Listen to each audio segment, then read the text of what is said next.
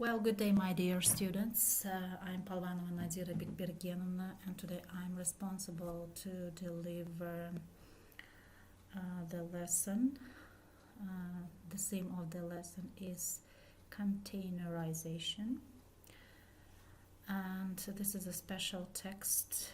This lesson includes all skills, listening, reading, writing, and speaking, and it's devoted for the third course students of the technical faculties of Tashkent Transport University. This lesson was prepared by English teacher Tashpolatova Mukambar Ahmedovna. The presentation was prepared and the video lesson was prepared by me, Palvanova Nadira Bikbergenovna. And let's start the lesson. Well, look on your screen. Look at your screen of your computer, and on the screen you see the first activity. In this activity, the students read the text and distinguish the paragraph which point the meaning of the title out.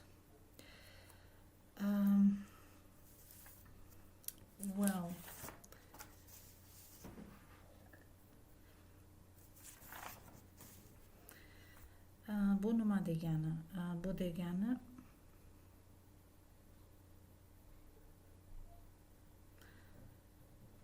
containerization. Containerization. The theme of the text is containerization. Containerization переводится как контейнеризация. In Uzbek, it's translated like konteynerlash. Xo'sh, hurmatli studentlar, bu tekstni matnni o'qing. Read the text. Matnni o'qing va sarlavhaning ma'nosini ko'rsatadigan xat boshini ajratib olishingiz kerak bo'ladi. Так, дорогие студенты, вы должны будете прочитать текст и выделить параграф, который указывает на значение этого названия. А название этого текста называется контейнеризация. Containerization. Well, let's start to read. This is the part 1. Well, the large standard container is an innovation comparable to a certain extent with that associated with the wheel. The latter represented the essential initial factor for all mechanized transport by divorcing the transport unit from its vehicle and thus causing it to become normalized and intermodal. The container itself allows mechanization and integration of the various phases of transport and physical distribution to be carried still further. Containerization can now be regarded as having arrived at the end of its initial phase of development, which moreover has been attended by two simultaneous evolutions as follows. On the one hand, the development of containerization in profile, i.e. its introduction on an ever increasing number of services involving a greater number of containers throughout the world, on the other hand, and the development of containerization in depth, i.e. the transport of an increasing number of categories of goods in containers, thanks to the variations at the outset, the container was usually a box fitted with the door. Today it takes on the most varied forms. For example, tank containers, containers with controlled temperature, containers with the side doors, containers with opening roof, half-height containers, and etc. The container has thus become a universal appliance, transporting nearly everything and going everywhere. In an ever-increasing number of cases, the container will form the basis of new transport systems. The use of containers for the movement of freight is increasing. These containers are large steel boxes, so diminished that they can be packed onto a flat car, gondola car, or into an open car for an 8 to a car. This car is of the standard type with a few additional fittings for attaching the containers.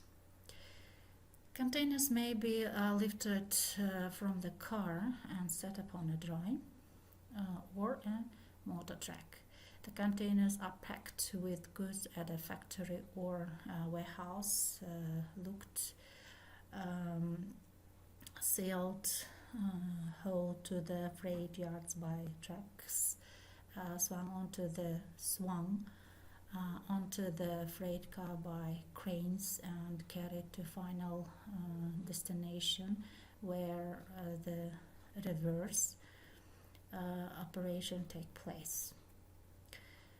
Well, dear students, and I think after listening this text, you can distinguish the paragraph which point the meaning of the title out and practice on your correct pronunciation. And the next activity is active vocabulary.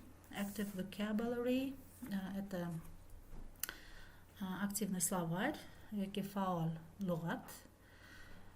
Let's read the active vocabulary. Tank container,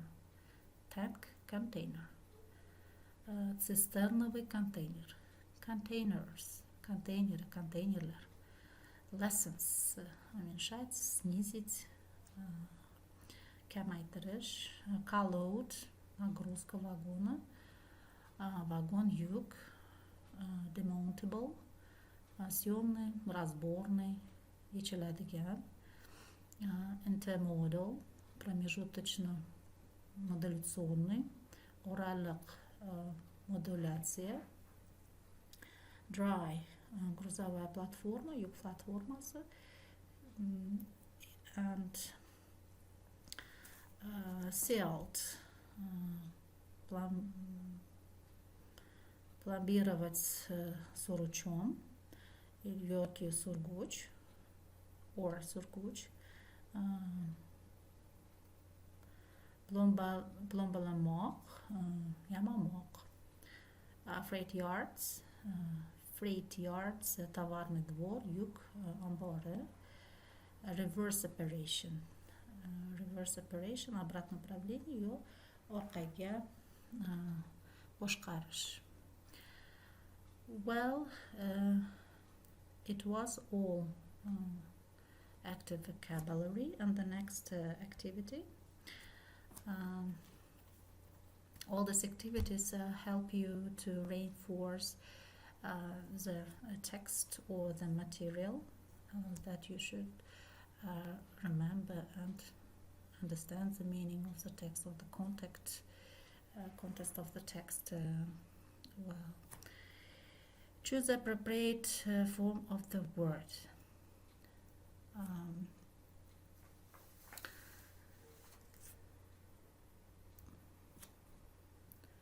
Выберите подходящую форму слова. Вот это nima qilishning nima qilishingiz kerak bo'ladi? So'zning tegishli shaklini tanlang. Demak, hurmatli studentlar, bu yerda siz so'zning tegishli shaklini tanlash kerak bo'ladi. Mana misoli, the container has thus become a universally or universal.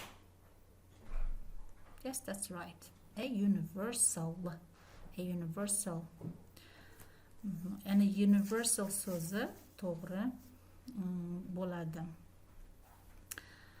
A universal appliance transporting nearly everything and going everywhere. Ну, дорогие студенты, как вы поняли, нужно выбрать правильное слово. И вот в первом примере container has thus became a. Что нужно? Universal и universal. Конечно же, нужно будет выбрать a universal appliance transporting nearly everything and going everywhere. And you should continue the next sentences. And the next activity is choose the appropriate words and the expressions in Russian or Uzbek to English words and expressions from the right column. Ну, дорогие студенты, для вас это уже не новость. Что нужно будет здесь сделать? Выбрать подходящие слова и выражения в русском или узбекском языке относительно английского языка и английских слов или выражений из правой колонки. Endi hurmatli studentlar, mana choose the appropriate words and expressions in Russian or Uzbek to English words and expressions from the right column degani o'ng tarafdagi inglizcha so'zlarga va so'z birikmalariga mos so'zlarni va ruscha yoki o'zbekcha so'z birikmalarini tanlashingiz kerak bo'ladi. For example, misoliga olamiz container so'zi. Да? Товарный склад, yuk ombori. Ну, это неправильно. Mana izlab ko'rib to'g'ri javobini topishingiz kerak bo'ladi. Well, and the next one is the next activity, dear students. Fill the gaps with appropriated form of the participle 1 or participle 2. Но, уважаемые студенты, вы здесь должны будете заполнить предложения необходимыми подходящими формы причастия первого или второго. Должны будете выбрать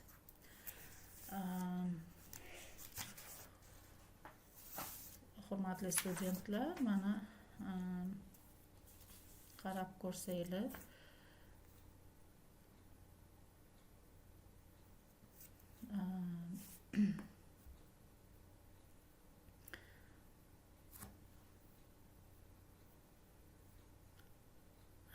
kerak bo'ladi sizlarga mana tanlash to'g'ri so'zni, mana bu bo'sh joyiga to'g'ri so'zni tanlash kerak bo'ladi.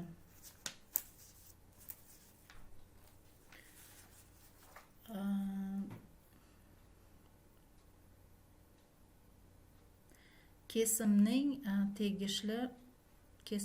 tegishli shaklini topishga bir yo ikkinchi shaklini topish kerak bo'ladi. Mana bu so'zlar to'ldirish paytida qaysi biri mana kesimning tegishli shakli fitted yoki fittingmi? Qaysi biri to'g'ri keladi? O'shanga qarab to'g'ri javobni tanlaysiz degan umiddaman. Buni hammasi tekstda bor. E'tiborli bo'lsanglar, mana so'zni to'g'ri topasizlar. Так, дорогие студенты, эти все предложения у вас есть в тексте. Если вы будете внимательны, конечно же, вы найдете правильный вариант ответа. Well, and the next is the fifth activity, compose questions to the text. Будто нужно вам составить вопросы по тексту. Так. Mana tekstga qarab to'g'ri savollarni tuzish kerak bo'ladi. Hurmatli studentlar, tekstga qaraysizlar va o'zlaringiz to'g'ri savollarni tuzib chiqasizlar. And the next activity is read components of the cluster mind map to the theme and retell text according it. Так, дорогие студенты, в этом задании вы должны будете прочитать все компоненты в кластере, которые даны. Это метод называется mind map. Оно составлено по теме. И по этим компонентам вам нужно будет пересказать текст, исходя из текста, который вам дается. Hurmatli studentlar, mana klaster tarkibi qismlarini aql xotirasi deb metod nomlanadi va klaster tarkibi qismlarini mavzusiga qarab o'qing va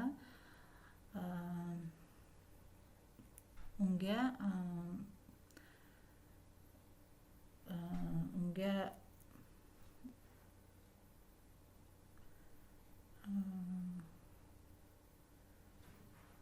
muvofiq matnni qayta aytib bering. Unga muvofiq matnni aytib berishingiz kerak bo'ladi. Demak, klaster tarkibining qismlarini mavzusiga qarab o'qiysiz va unga muvofiq matnni qayta aytib berasiz. Bu klaster sizlarga mana yordam beradi. Agar uni to'g'ri tushunib, o'zlaringga to'g'rilab olsanglar. Well, dear students, we continue our lesson. Read the text. This is the seventh activity. And the seventh activity, you should read the text, containerization, and put signs given below if you.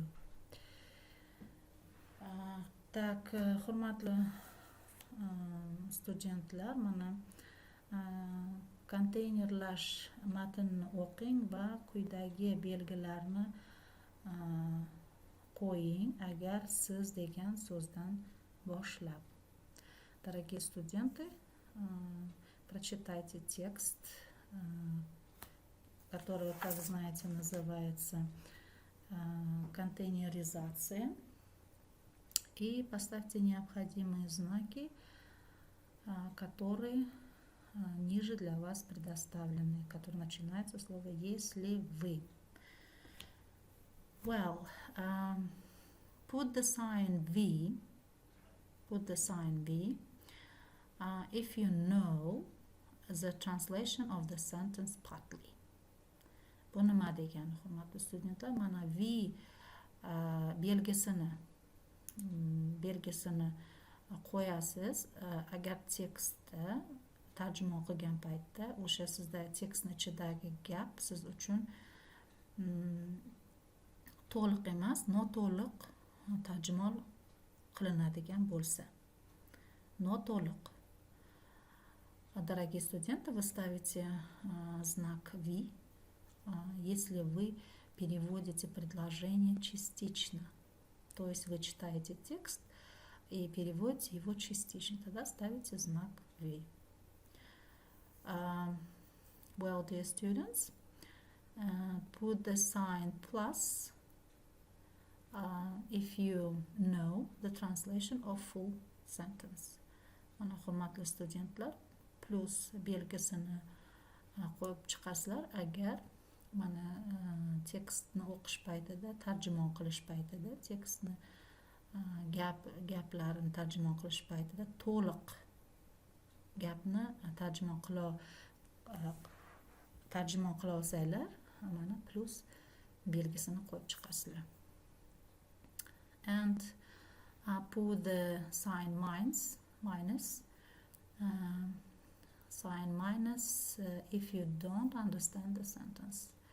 Mana hurmatli studentlar, tekstni o'qish paytida minus belgisini qo'yib chiqasizlar agar siz uchun o'qigan tekstdagi gap notanish bo'lsa, umuman tarjima qila olmaydigan bo'lsanglar va tushunmagan bo'lsanglar. And put the sign question if you don't know the translation of the sentence.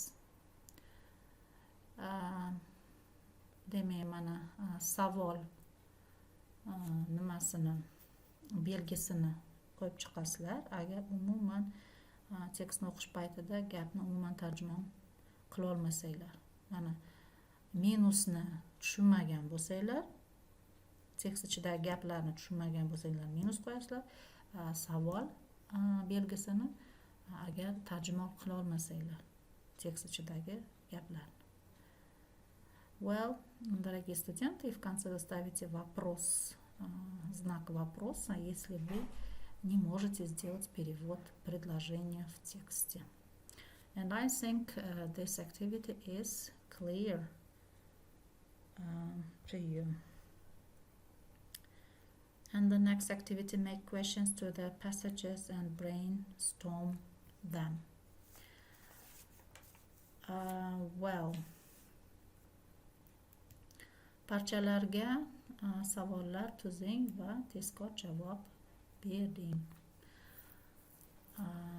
Дорогие студенты, то есть вы должны здесь будете составить вопросы по параграфам и, можно сказать, оперативно отвечать на них, то есть сразу, долго не задумываясь.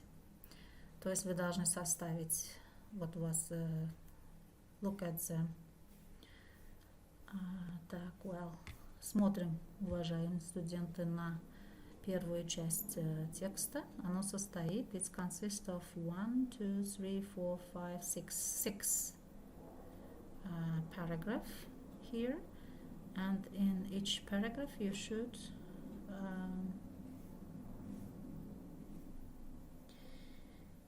make questions to the passages and brainstorm them.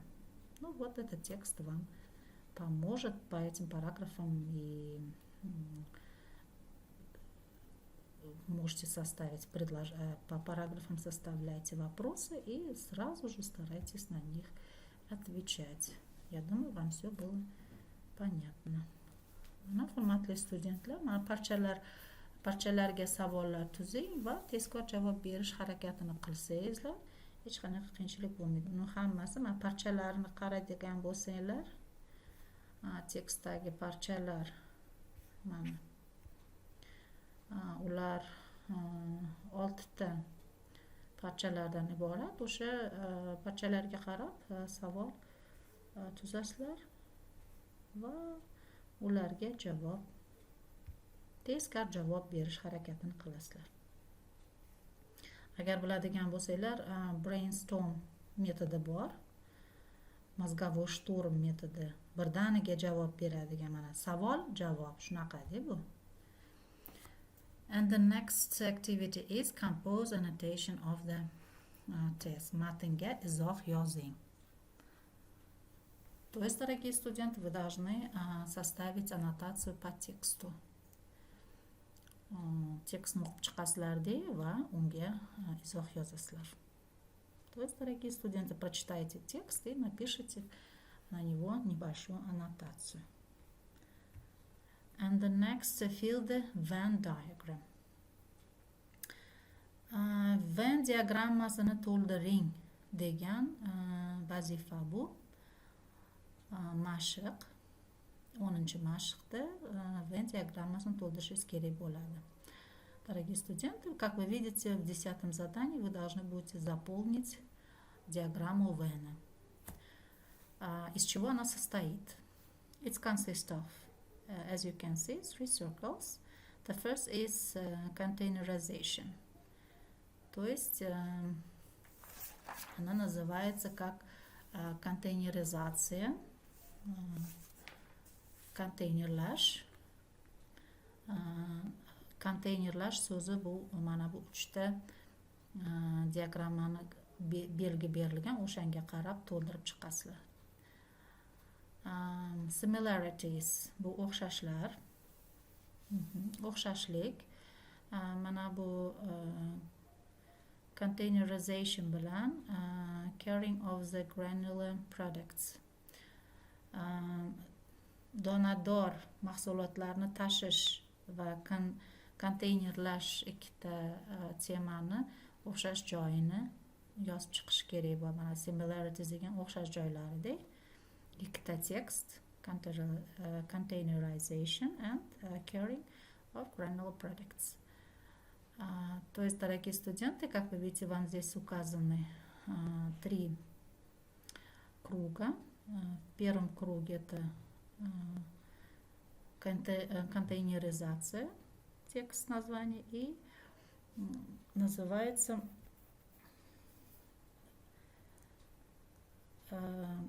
следующая тема называется carrying of granular products. Вот эти 2 текста берете и находите что-то общее между ними. Вам дано 4 пункта, значит вы должны найти 4 похожих между ними действий. Так, и well, the next one. Well, dear students, as you can see, our time is over. You have 10 activities and our time is over, the lesson is over. I was with you today, Palvanova Nadira Bikbergenovna. Well, see you next time and goodbye.